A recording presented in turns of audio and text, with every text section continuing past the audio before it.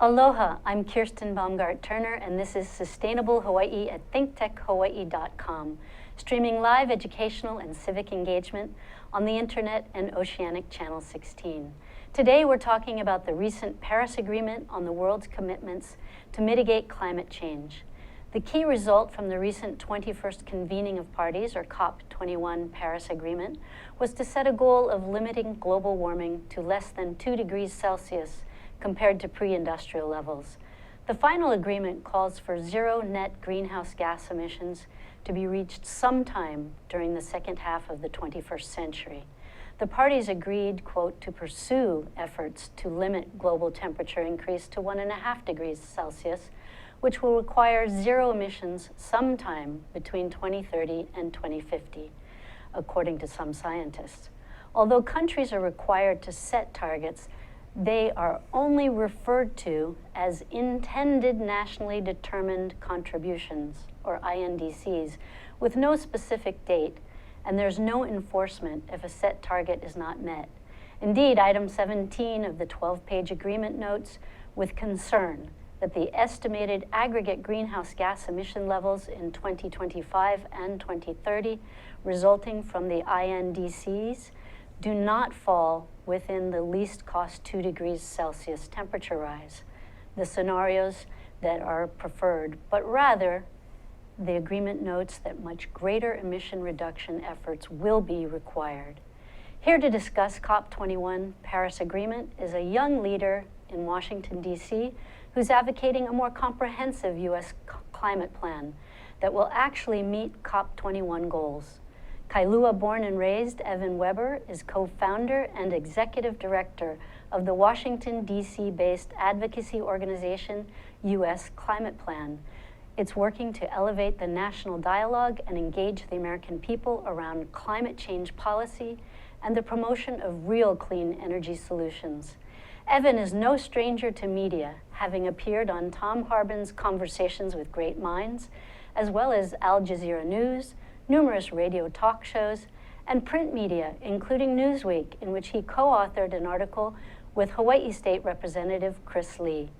Evan is a 2009 graduate of Punahou School and a 2013 graduate of Wesleyan University, where he received high honors for his undergraduate thesis focusing on the social justice implications of U.S. climate policy. Welcome, Evan, to Think Tech Hawaii. Thank you very much for having me. It's terrific having you back here because you were here when you very first helped found the U.S. Climate Plan right after graduating from Wesleyan. Not a very ambitious young graduate. One of the things I note throughout your website and in conversations we've had is that you always talk about climate justice rather than what most people refer to as mitigating climate change. Can you help us understand better what is the difference? Well, climate justice really takes a more holistic approach to the climate change issue and recognizes that climate change is more than just an environmental problem. It's more than just about protecting our planet. And in fact, one of the major reasons that I myself am passionate about combating the climate crisis is because climate change is going to worsen and exacerbate many of the existing inequalities and injustices that we see around the world. And that will play out and already is playing out, in fact, in terms of injustices between the global south and the global north, as well as injustices within our own borders in the United States. Some of those injustices are related to access to natural resources. Can you tell us a little more about the details of how that impacts people, particularly in the southern world? Sure. Well, we can look at what we're seeing right now in the Middle East and, in fact, in the American West as well, where with climate change intensifying and droughts increasing, access to water has become a major stressor around the world. And in places like California, where there aren't as many additional stressors in that type of environment, the response to it is very different than, for example, in a place like Syria or a place like Libya. And what we've seen there is that these increased droughts and increased heat have been one of many stressors that have contributed to great instability within the region. Indeed, one of the things that we mention often on this show is that the U.S. military has declared access to natural resources and therefore the impacts of climate change as the greatest national security threat that exists for the United States. Why do you think they say that? Well, in addition to some of the things that we just talked about, like drought, there are other types of climate impacts, whether they be real high-intensity events like a flood or a hurricane, or slower, more long-term events like sea level rise that are causing the displacement of people all around the world.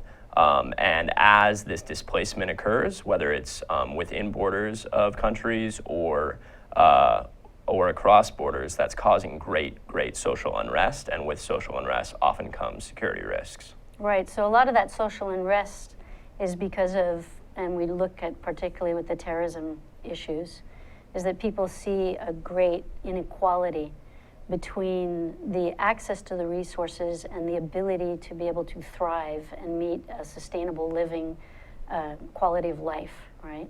And so people are often driven to extreme measures because they're frustrated by the inability to have clean water, clean air, and be able to make a living, right? So what are some of the things that we're doing as a country to mitigate those issues? How are our government policies addressing climate change issues and that inequality?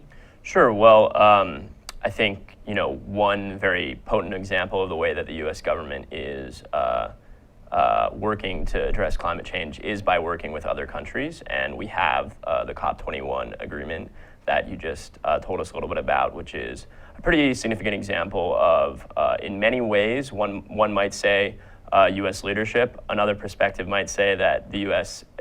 Is responsible for the lack of ambition in the agreement. Probably both are true, but we can get more into that later. So that's on the international front, really working over the past couple of years to create bilateral agreements with major key countries like China, India, Brazil, Mexico, to show that we're acting and they're going to act as well, which culminated in this for the first time, all of the countries that are a part of the United Nations coming together to say that we're going to work on this problem together.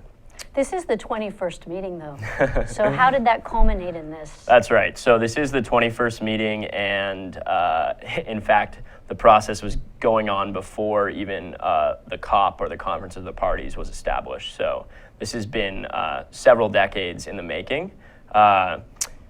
In 2009, the world came together in a similar fashion in Copenhagen, Denmark, to try to reach a similar agreement where all countries for the first time would be signing on to a universally applicable agreement. And this was, as you remember, just after President Obama got elected office, largely and in part on a platform of acting on climate change. And at the time we had a supermajority of Democrats in the Senate, as well as Democrats in the House, and there was big hope that the U.S. was going to be able to commit to a legally binding agreement, a treaty that would bind all countries to working together towards reducing emissions to safe levels.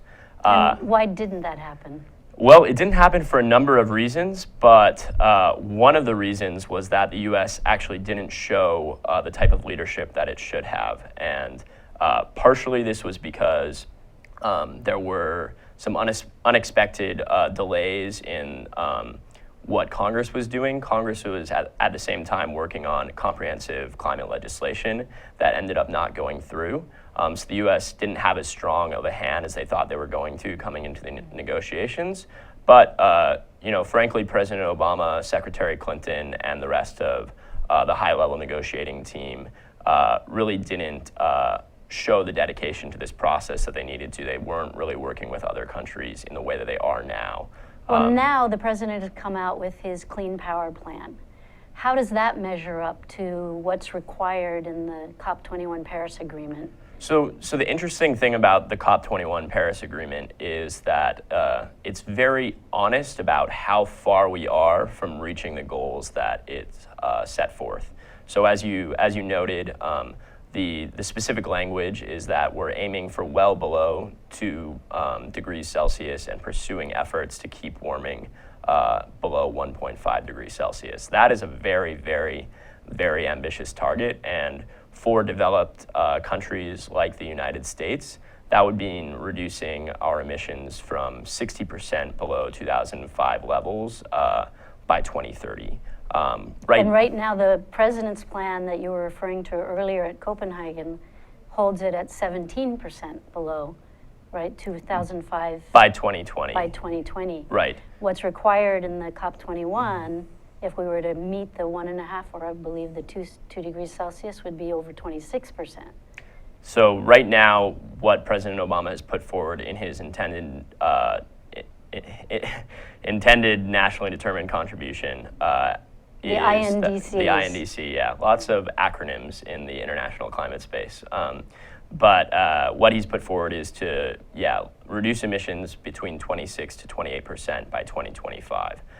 So if we were to only stay on that path and not increase our ambition before then, that would mean that we'd have to more than double our emissions reductions in the next 5 years to meet that 60% scientifically mandated target. So in the power plan, he's suggesting basically no new coal plants. Is that correct? Correct.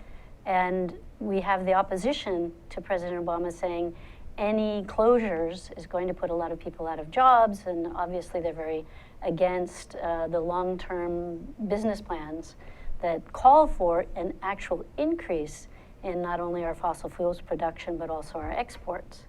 So how is President Obama going to be able to move that agenda forward, given the opposition from both the right that's opposed to his policies, as well as the fossil fuel companies that receive so many federal, I believe over $40 billion in federal subsidies for fossil fuel industries, right?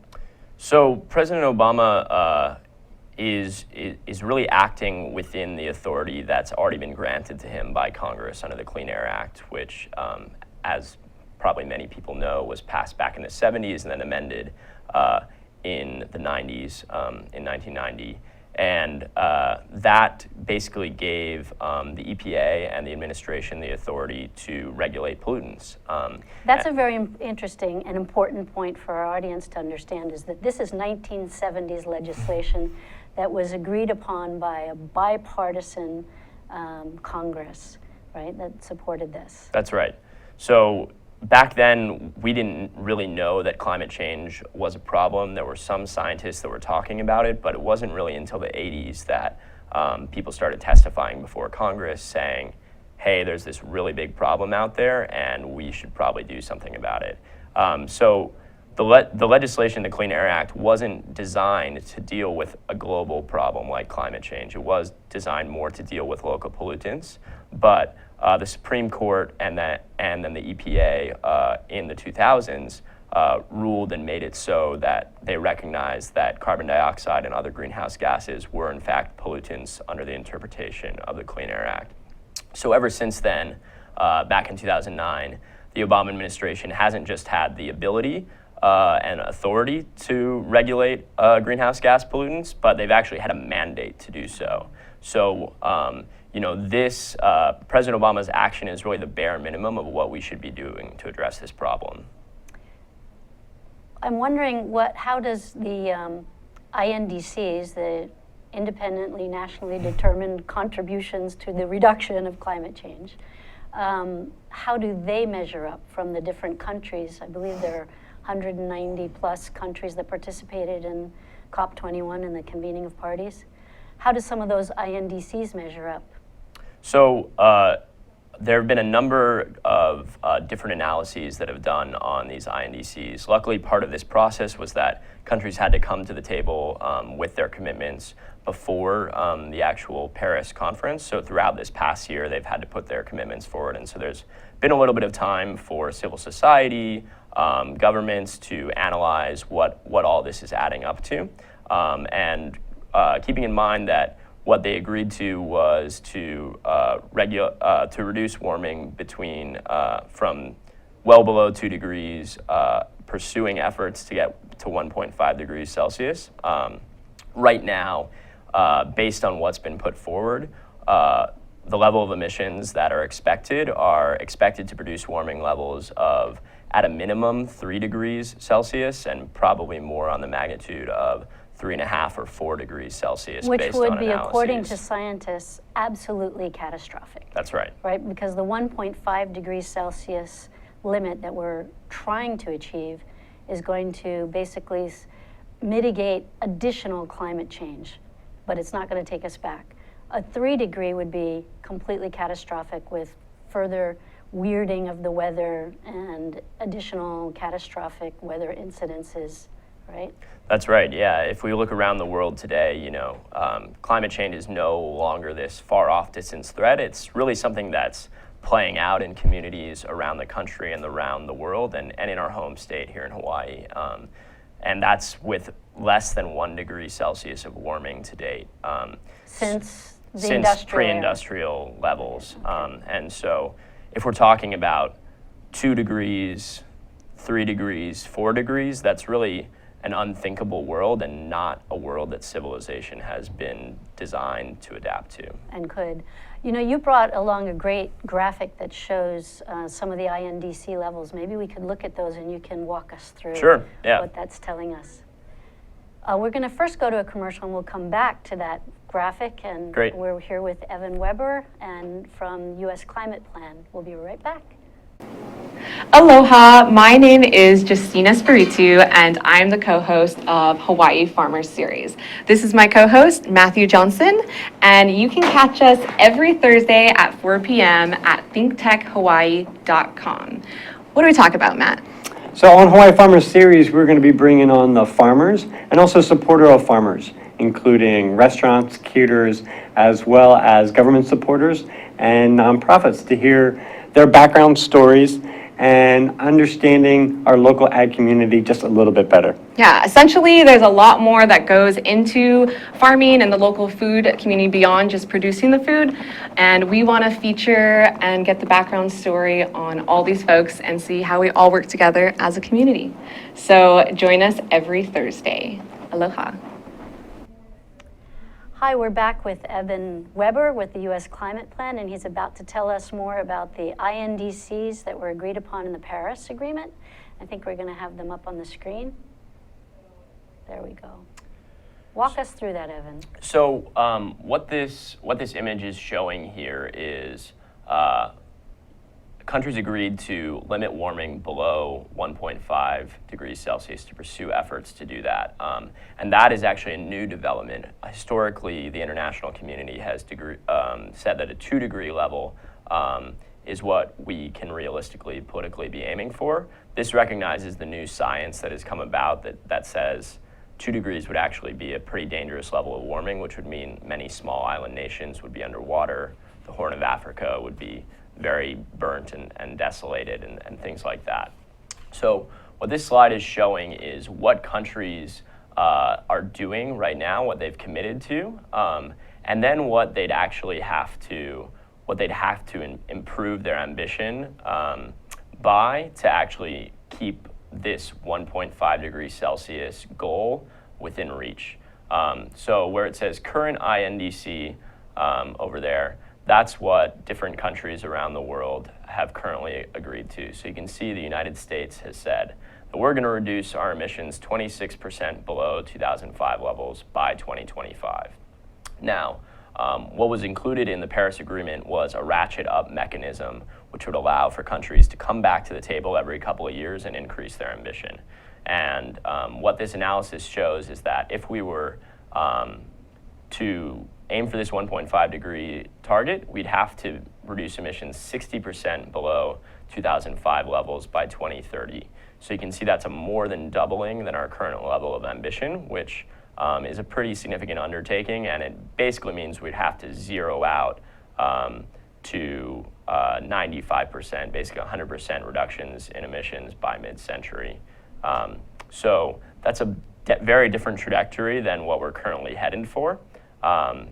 and it really shows the direness of and the urgency of the situation that we're in to preserve a livable planet.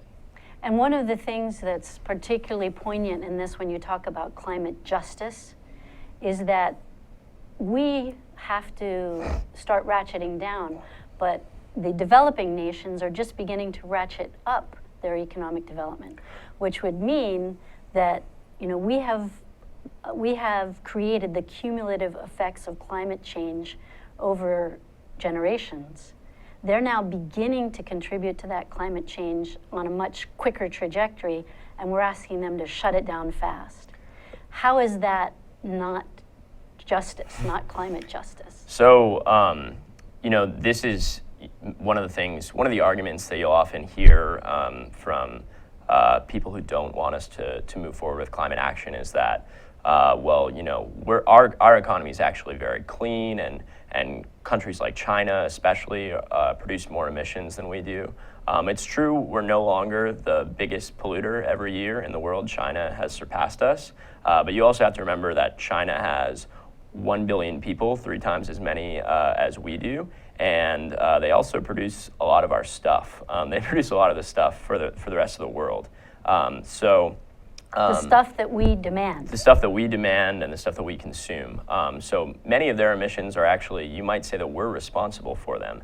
But on a bigger scale, this problem is really about the emissions that have been released in the atmosphere and already changing our climate. And historically, because greenhouse gases, particularly carbon dioxide, stay in the atmosphere for a very long time, it's really about more who is historically responsible. And if you look back at all the emissions that have occurred since the Industrial Revolution, the United States, by far and away, is the country that's most responsible for climate change. In addition, your point was that per capita emissions are still highest in the United States, although the total emissions in China are much greater because of the larger population.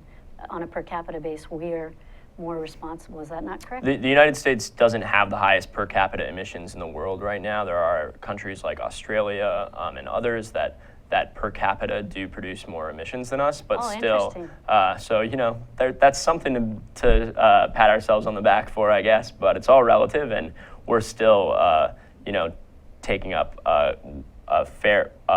much greater than a fair share of our emissions budget and resources on the planet. Our producers put up this global emissions chart. Maybe you could walk us through what that means. Sure. So on the x-axis, you have time, and on the y-axis, you have emissions per year. And you see that very high sloping line. That's basically where we'd be headed under the current policies that are on the books around the world and the current sort of projections for energy demand and energy and growth and resource use and things like that. And we talked on our show last week about GDP and the difference between gross domestic product and what actually is genuine progress. So that's an interesting trajectory to look at, because business as usual would be following the GDP model. Yeah, that's right. And so then right below that, you have a significantly lower bar that says INDC strict there. I believe it's in red. Yes. And that is basically what the world has now committed to after Paris, after COP21, to reduce their emissions levels. So you can actually see that we've made a pretty significant jump in terms of where we would be headed without these new commitments. But you also will see at the very, very bottom, there's that ratchet to 1.5, and that's sort of what we've agreed to be headed towards. So we have more than half of that sort of area to make up still. And the other sort of lines in between there are just different outcomes for if we were to ratchet up our ambition to varying levels of success. And then on the other side, where it's not the graph, that's the corresponding levels of parts per million of carbon dioxide and other greenhouse gases in the atmosphere that would be correlated with those temperature rises. And where we now with the total parts per million that's estimated to have been emitted? So right now, we have surpassed 400 parts per million in the atmosphere, which hasn't been achieved in, or I don't know if we should say achieved. It hasn't been reached in many thousands and thousands of years. And what scientists estimate is the safe level for long-term climate stability is 350 parts per million in the atmosphere. So we've already surpassed safe levels of climate stability. What we're talking about now is really making sure that we don't go too far past that limit so that we can eventually get back to that 350 parts per million or lower over the course of the next couple hundred years to have a planet that looks something like the one that civilization emerged upon. Now, I know that the U.S. climate plan that you helped co-found right after graduating from Wesleyan, is an ambitious attempt to try and recommend the policies, right, that would get us to that 1.5 degrees Celsius and start making it a more livable planet. Tell us a little bit about what your plan says and how it differs from the policies that are in place today within our country. Sure. So the last time I was on the show, back in 2013, we had just sort of started this project. And the way it started out was really recognizing that the level of ambition that the United States had didn't match up with what science said was necessary. So we knew that. We also knew that the president was putting forth a new set of plans, and we kind of suspected that they still weren't going to meet up to what was necessary to be achieved. Despite that, a lot of environmental groups came out sort of lauding the president's action because we haven't actually had action for a long time, and the theory that something was better than nothing. Something was better than nothing, but we thought it was important to really stand up and say, sure, something is better than nothing, but in this case where we're dealing with scientific planetary limits on what we can really put out into the atmosphere, something is better than nothing is not a great approach, and we really need to be talking about what's going to get us to where we need to be. And so we took a hard look at what the technology that was currently out there was and what engineers, scientists, and policy experts was saying was achievable in terms of moving away from our fossil fuel-based economy. And actually, I think one of the very interesting points you make in your climate plan is that the emphasis on natural gas and other technologies may be misguided. Tell us why that is. So, another thing that we noticed was that there are a lot of people out there that were talking about solving these problems with something that we call false solutions. They're billed as solutions, they're sold as solutions, but they don't actually solve anything. And natural gas is one of those. Natural gas has sort of been billed to the American people as this cleaner source of energy. It's better than coal. And in some ways that's true, but actually it turns out that from a climate perspective, that's not actually true at all. We're going to go to break, Sure. And when we come back, I want to hear exactly why that's not true. Great. We'll be right back with Evan Weber with U.S. Climate Plan. Aloha, I'm Carlos Juarez, host of Global Connections, and I want to invite you to come join us. We cover a range of global issues. We bring a lot of expert opinion, a lot of issues, whether they're contemporary events happening in the world or maybe looking at things from a more historical perspective. Global issues, very important for us to understand in this globally interconnected world. Join us here on Global Connections. Aloha, my name is Kaui Lucas. I am the host of Hawaii is My Mainland, here every Friday on Think Tech Hawaii at 3 p.m. I invite people who are doing interesting and inspiring things in our community to help us keep it local and keep it real. Tune in any Friday, 3 p.m. and also available on our YouTube channel and my blog, kauilucas.com. Hawaii is my mainland. Aloha. Hi, we're back with Evan Weber with the U.S. Climate Plan, and he's about to tell why natural gas may not be as good a solution as many people think. So natural gas is made up of methane, and methane is a greenhouse gas in and of itself, and it's a greenhouse gas that is over 80 times more powerful in terms of warming the planet than carbon dioxide is. So that's all good and fine as long as we actually burn the methane. And so the way that... Well, wait, if we burn it, aren't we putting it up in the So atmosphere? if we burn it, what happens is it turns into carbon dioxide. So that's actually, better to put carbon dioxide, which is a little bit less bad than methane in the atmosphere, is what sort But of this some... is still not a solution. So we're still putting carbon dioxide into the atmosphere. So that's the first thing. The second thing is that methane leaks all throughout the supply chain of moving natural gas from extraction to a power plant or a fuel pipe. And what scientists have now documented is that with all of these leaks across the supply chain, the global warming impact of natural gas burning for power plants or for transportation is equal to or greater than the global warming impact of burning coal. So it's really not a cleaner source of energy from a climate standpoint than natural gas is, or than coal is. That's an interesting point because we just found out from the EPA also just a couple weeks ago in their report about the recycling of plastic bottles. We all think that recycling is such a great solution, but it turns out that the emissions created from the recycling of the plastics, which we know emit so much in the first place, those emissions are greater than the total savings we've managed to achieve with renewable energy installations.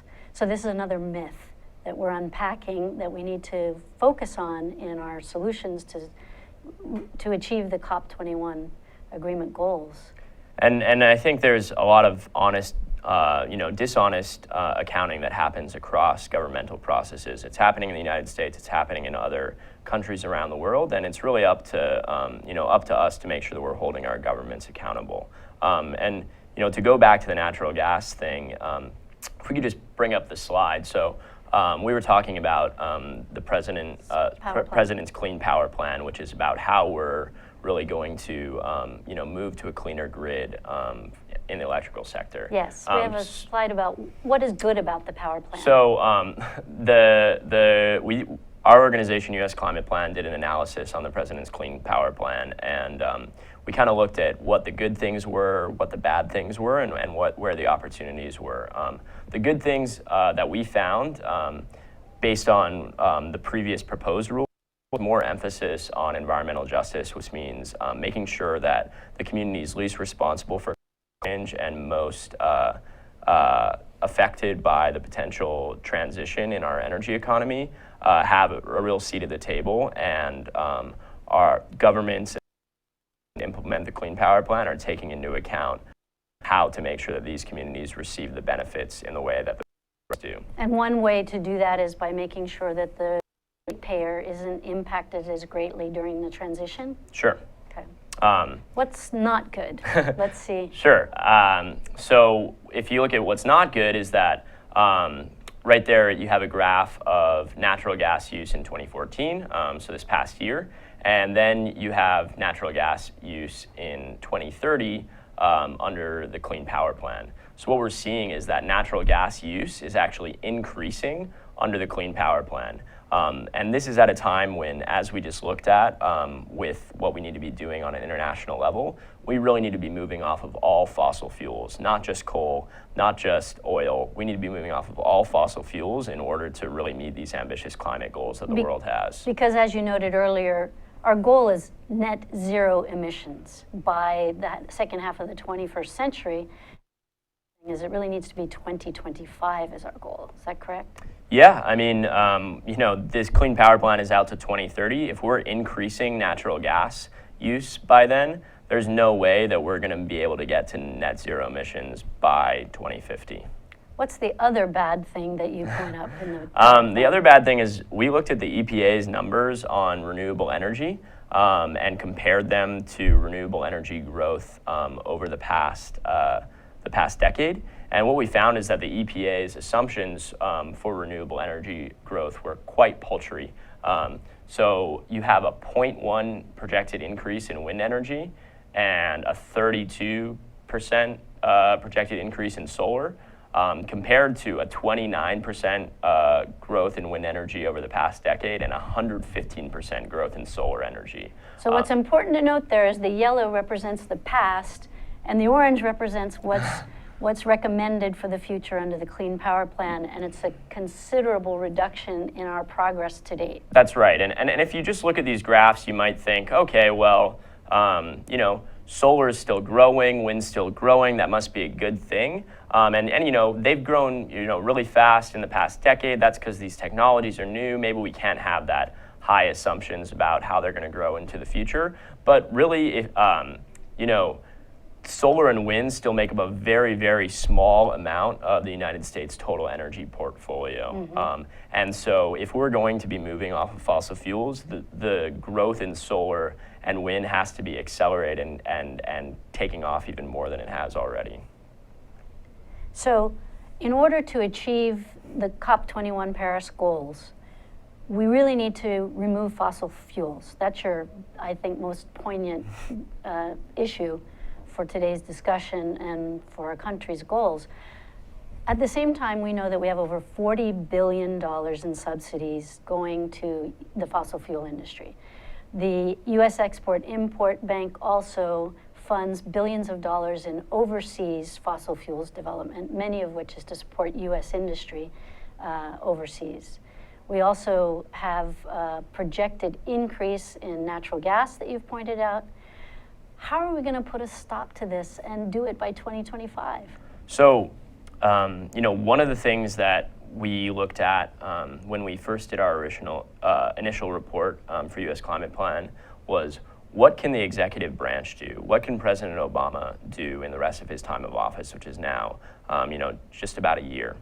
And then what do we as the American people really need to be calling on our governments and Congress to act upon? And the good news is that if, you know, there is a good amount more that President Obama can do during the rest of his term. On our website right now, we have a petition to President Obama to keep federal fossil fuels in the ground. The federal government actually controls a significant amount of the supply of this country's fossil fuels. Through federal land ownership. That's right. And the president, through the tools available to him, could actually stop the sale of those fossil fuels, which would have a pretty significant impact on the shape of our energy future. So what you're saying is he can do that without any act of Congress. That's right. That's within his executive order powers. That's right. But that only deals with part of the supply side of the problem. Another big part of you know, this climate issue is the demand side. And what fixing the demand side is going to mean using less fossil fuels, and part of that is conservation, but a big part of that is more renewable energy, using alternative and safer forms of energy. And when you say the demand side, you're really putting the onus on the consumers, on you and me and our communities, to refuse to use the fossil fuels and to switch to renewable energy. How can we help the public do that? Because most people would say, I have absolutely no power to affect that change. Well, it's true that there are many things that that some of us can do as consumers on an individual basis, but really what we need is systemic change, and we need the incentives of our society to change. And so what we can do as individuals in that sense is really reach out to our elected officials, call upon Congress to act, call upon our state governments to act, but also get involved in our communities and figure out how we can work together to put more pressure on our government to really show that there are a movement of people around the world who wants to keep this world and wants to preserve it for future generations. So what are you doing at U.S. Climate Plan to help make that happen? Sure. Well, you know, one of the things I mentioned is the petition we have to President Obama that we're working with a bunch of other organizations on right now. So what we need to do is go to your website and sign that petition? Definitely do that, but more than that, go to our website and really check out the major things that we're doing.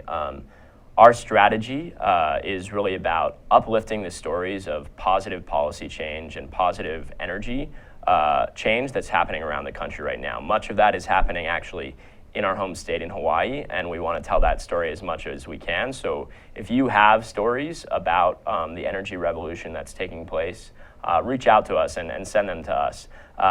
But also, another big part of our strategy is that we recognize that we have the technology and we have the policies to move us forward. What we're lacking is political will, and so we need to change politics. And we're doing that around the country right now by getting young people and other people who care about the future to have the tools that they need to really build massive movements to shift the public narrative in our country and create the pressure for change. And I noticed that you have actually some tools on your website that help people get organized. Tell me a little bit about Future Power, Sure. one of your major programs. Sure. So Future Power is our initiative to really activate the millennial generation around demanding climate justice and demanding government action on climate change. And so we're working to really give them the tools and resources that they need to do that. Part of that is policy education and education about the energy landscape and the opportunities and strategic levers for change. But part of that is teaching them how change has actually happened throughout the course of this country and learning from those lessons and arming them with those theories and those organizing skills to reach beyond their campuses, beyond their communities, and build power with each other to put pressure on our leaders. I know that one of your major services at U.S. Climate Plan is networking, and it's also providing tools for how to network and doing trainings for organizations. And so people who want to do something, that want to get out there and really be active, aren't left alone to figure out how to do it, but they can go to usclimateplan.org and sign up for trainings and download some of the tools and become change agents. So you're not just putting out there an alternative plan, which gives tools to policymakers in Washington, D.C., but you're becoming change agent trainers. What are some of the organizations that you've helped launch? Can you give us some examples? Sure. Well, you know, we don't want to take credit for things that we didn't do, but you know, we are trying to help support the formation of networks of student groups around the country that are working to do some of these things that we just talked about. We're also helping to launch campaigns to put a price on the carbon pollution around the country that makes polluters pay for the damages that they're doing to society. Let's use our last minute to highlight that, because that's an item that a lot of people don't understand. Is the effort to put a price on carbon is to basically show the balance sheet of our natural resources and say, hey, this is how we're losing that resource, and therefore it's the balance of accounts is upset. So what is the carbon pricing network that you're supporting? Sure. So, you know, federal action has been stalled on all of these issues, but what we've seen throughout the history of change of this country is that it happens from the bottom up. And so we're supporting campaigns around the country to do what you just talked about, put a price on carbon. We are getting these. When we started the network, there were only four campaigns who were off the ground. Since Oregon, Washington, Vermont, and Massachusetts, and not California, huh? Not California already has a carbon price. There are people in our from California that participate in our network. But since we launched the network, there are now over 10 states that are participating, 10 campaigns that are ongoing right now to actually make this kind of policy come into place in the next year. So part of that has been through our work trying to gather the resources that and the experience from these campaigns and really filter them out to all these budding new efforts. Terrific. Well, one of the things I hope you'll do is turn your sights to Hawaii again and come back to be a part of the phenomenal movement in our state, and maybe you can get a price put on carbon for Hawaii. Well, I actually am happy to say that we're working with a group of folks right now who's aiming to do just that, so stay posted. Terrific. Thank you so much for joining us, Evan. I hope that you'll come back and give us your progress to date. I know it's been 2 years. I hope it's not another 2 before you come back, and I hope we have a lot of movement to report before you do. But thank you for all the work you're doing, and for appearing on the show and helping to educate us on COP21 and the Paris Agreement. This has been Sustainable Hawaii, and we'll see you next Tuesday. Aloha.